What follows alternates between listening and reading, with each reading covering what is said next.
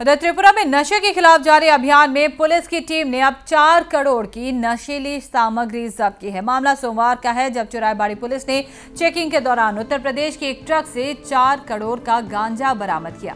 चुराईबाड़ी थाना प्रभारी खोकन साहा ने इसकी जानकारी देते हुए कहा कि यह ट्रक अगरतला से गुवाहाटी रवाना हुआ था।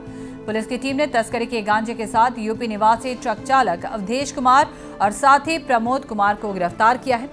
रिपोर्ट के मुताबिक गांजे की तस्करी सुपारी के बीच छिपाकर की जा रही थी। तलाशी के दौरान पुलिस ने 960 किलो गांजा बरामद किया, जो 10 किलोग्राम के 96 पैकेट में बांधे गए थे। मामले में एनडीपीएस एक्ट के तहत केस दर्ज कर छानबीन शुरू कर दी गई है।